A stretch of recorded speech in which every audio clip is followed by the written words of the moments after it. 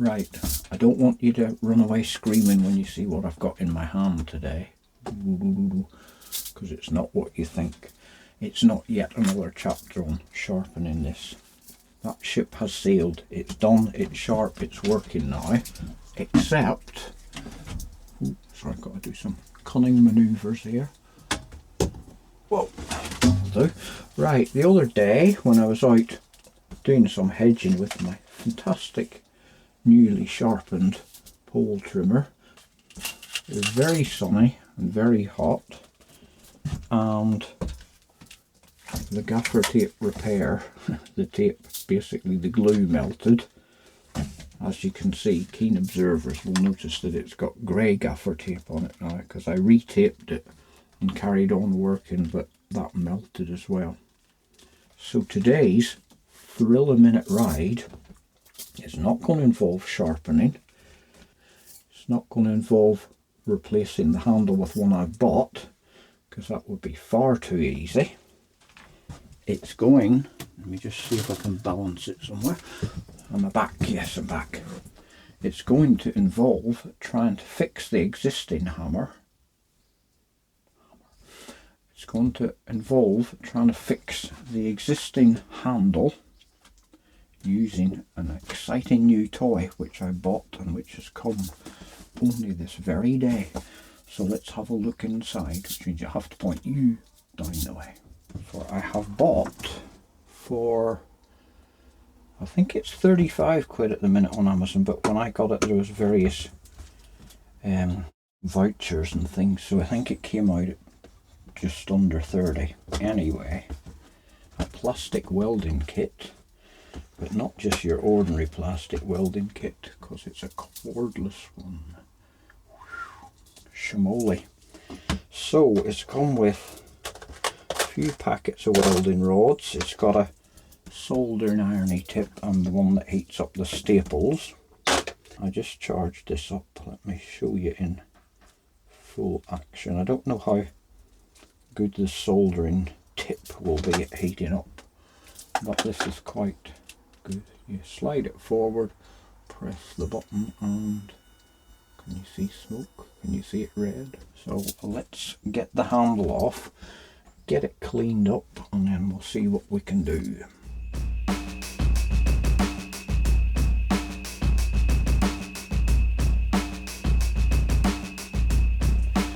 Right, that's the easy bit out of the way. Now comes the fun part of getting the remnants of the gaffer tape off and cleaning up the surface.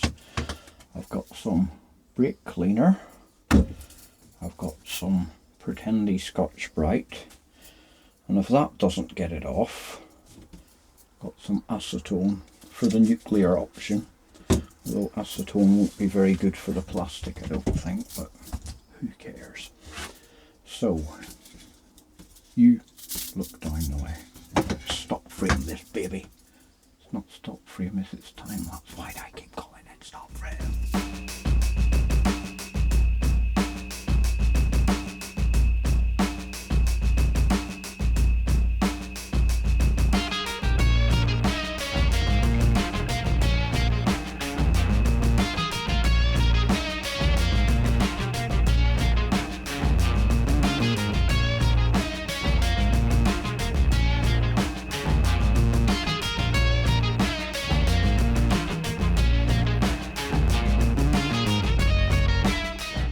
The old glue and tape residue cleaned off as best I can, and I don't know how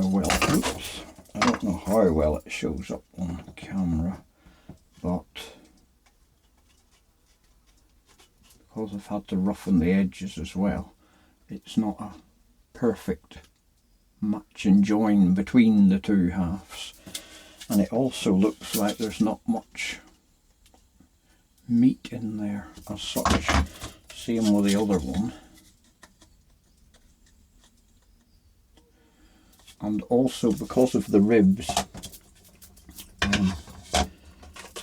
these wee staple things are actually too wide to fit between the ribs, so I'm going to have to stitch it on the outside, Another problem I have is that because these aren't completely flat on the bottom, they tend to do that when you sit them on the ground, so I'm going to have to maybe tape them or wedge them somehow from the inside so they balance in alignment. I know I had two of the wrong halves together there, but you get what I mean. I suppose I could tape one side, put a pin in the other, and then move that tape. Yeah, like you would do with welding, tack welding. Thinking out of the box here. Right, I'm going to put you back down again, but I think we'll do this in real time, not time lapse, because I've never used a plastic welder before, but I did watch half a video on the internet about it, so I now consider myself to be an expert.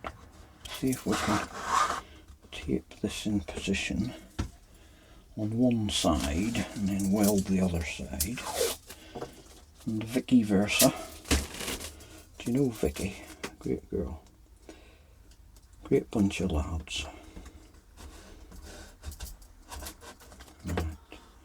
Hopefully that'll hold it together enough that when I try and weld on it, it won't fall to bits. Hello, dog. That was a visit from a puffy dog. Right, we'll try a crinkly one. I probably want that around this way.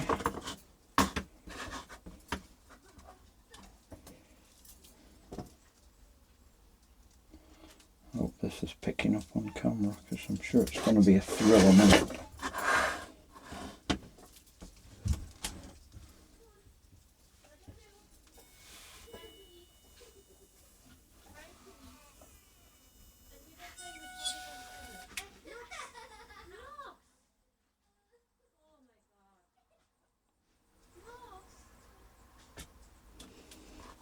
There's one.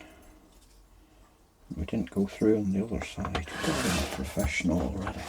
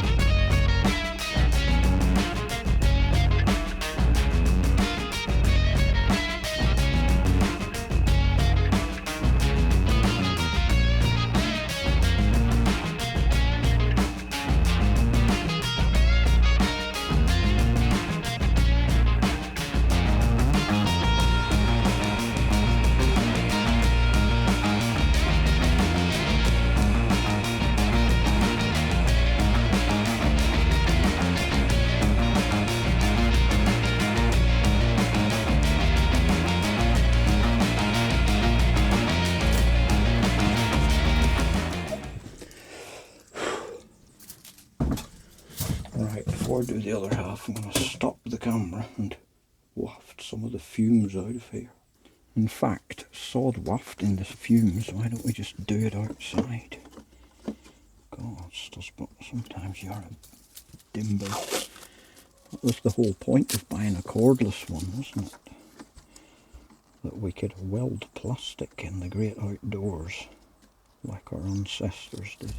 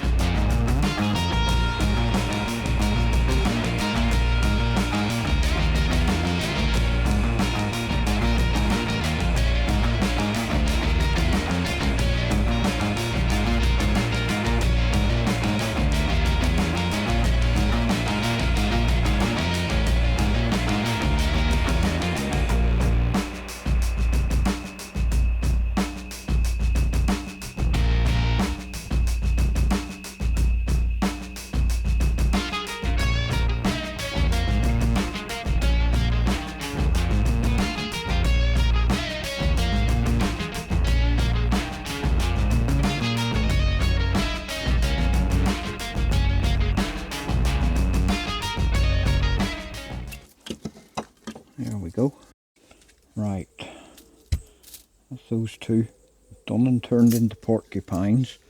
What you meant to do next is snip all these wee tails off, obviously. And unlike a lot of the other plastic welding kits I looked at, the one I got didn't come with, what do you call them, side cutters. I don't think I've got any, but I shall have a look and see if I can find something. So you just hang about there, twiddling your thumbs, and I'll be right back. I found a pair. They're pretty shit though. Cheapo Aldi ones that were I think $3.50, and the probably can't see it, but the end's broken off one of the blades. So I don't think they'll make a very close cut, but it's all we've got, so I'm gonna have to try.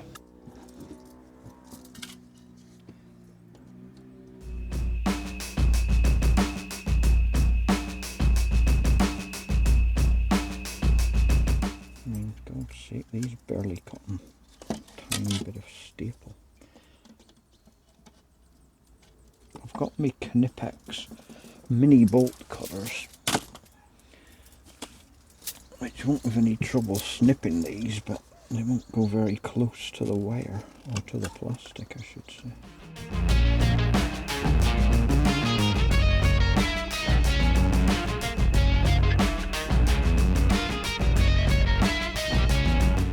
That's well, it's done, but it's still got loads of spikiness sticking out. Where's t'other one?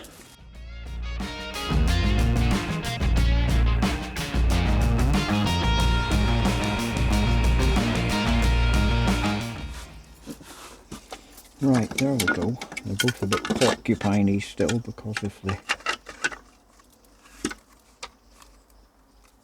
fact I can't get close in to cut. Let's see how much warpage we've got as well. That looks a bit weird there, like it doesn't want to go together. Why would that be?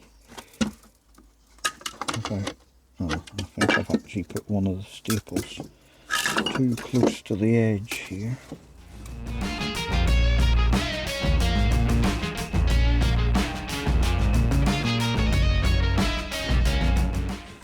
What I'm going to do next is put a wee bit of filler rod on the inside with a bit of wire wool as well.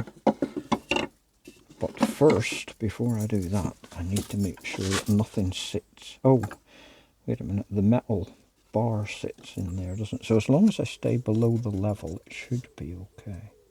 I hope. Maybe I shouldn't do that. This should be enough, shouldn't it? Maybe I just try and smooth those over. Smooth probably isn't the optimal. Now I need to know what kind of plastic this is. It should say somewhere on it, I think. Under the international rule of plastic. But I can't find it. Well, I can't find anything anywhere that says what kind of plastic it is.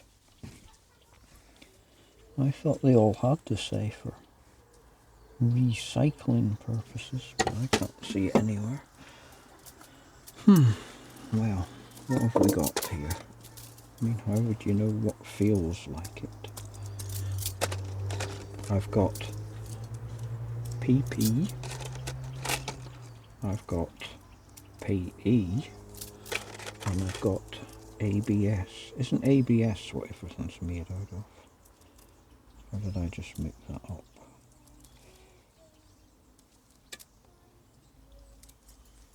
Something ballistic something, I don't know.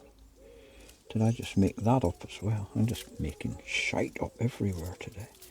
Anyway, I'm going to try a bit of this one. It probably stands for anti-lock braking system, like it does on the car.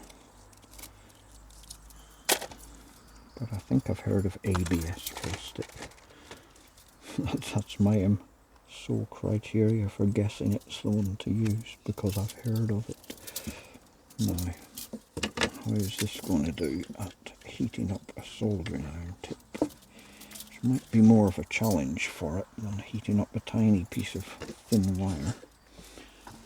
And you're still watching here? Yeah, okay. This is where it might go horribly wrong.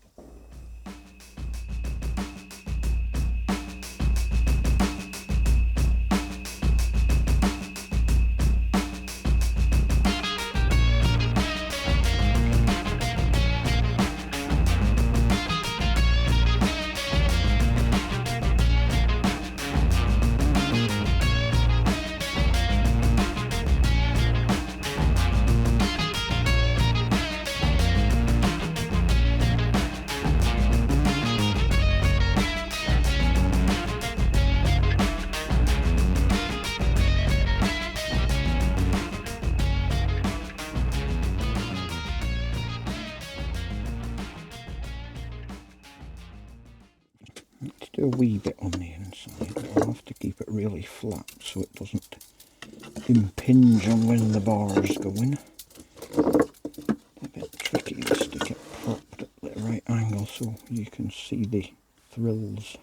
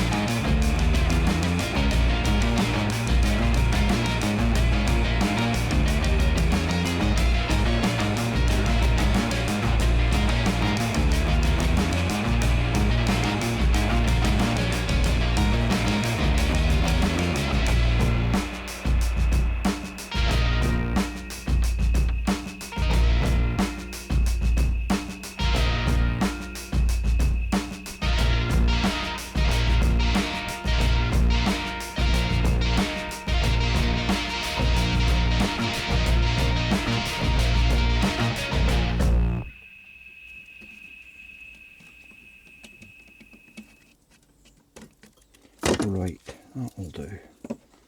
Oof. Smoke. Smoke on the water, fire in the sky. Check we've not made anything worse. Nope, that should be okay. Right, like I say, I'm going to put it all back together, and then later, when I've got a side cutter-ish thing, I'll go over that and flatten those out. So there's the inside. Slightly worried that this may be a bit raised and the metal bar won't want to sit flat. But let's see what happens anyway. I'm going to have to consult my photograph I took with showing where all the bits went. Maybe we can go back in the shed now because we're not fuming anymore. That probably drifted out of shot quite a bit there, unfortunately. It's so long and the shed's so tiny that that was as far across as I could get it. So it went together better than I thought. There's a tiny gap there, but the other side, if I can even manoeuvre it round, is looking pretty good. And generally, apart from the fact all these spikes are still sticking up, I think that looks not bad, considering it was my first ever go at it. I'll have to revisit this when I've got myself a set of decentish side cutters so I can get those off, and then I'll probably sand it down a bit as well. try and smooth it out.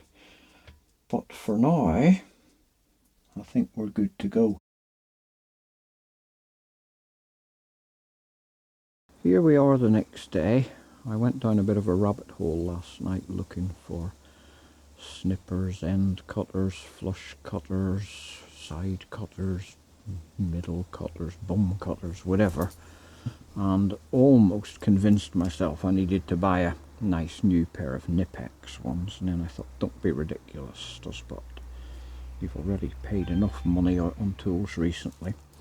So this morning I found these Johnny No brand, not really side cutters, they're ish side cutters. Thought I'll try them. They were even worse than the ones I was using yesterday. I don't think the blades even meet together properly. Then, stepping into shed, you also find these, which is another cheapo little Parkside pair, which, like the last little pliers I showed you, have the blade cracked off after one use. Top quality little, I think these were only about 3 or 4 quid as well. It's no excuse for being that crap, is it? But I've just tried these and they actually sort of work to get those staples down a bit more. So short of actually buying some more side cutters, I'm just going to use these to snip them down as much as I can and then try and file the rest.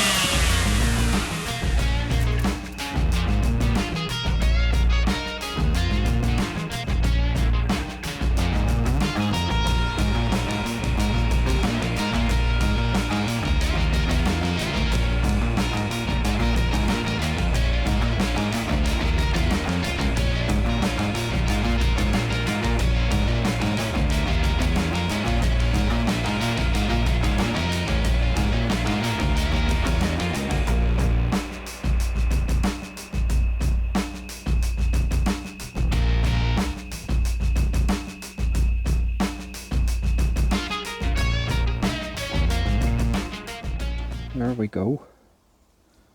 It's not what you'd call invisible mending by any stretch of the imagination, but I think that's turned out alright for a first go.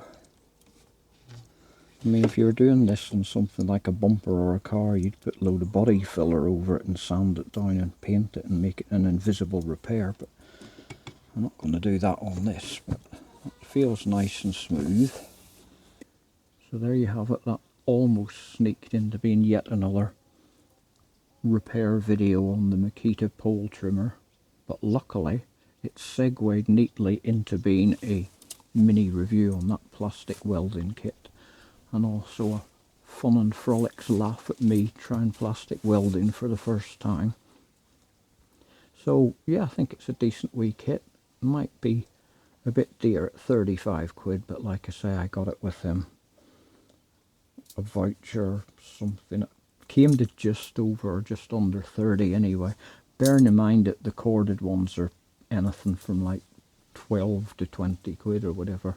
It is dearer than that, but then you have the convenience of it being cordless. It does seem to take quite a while to charge up, even on a PD delivery charger. It took possibly getting on for about an hour to charge when I first got it, when it had some charge in it already, and again this morning to top it up from whatever I used yesterday.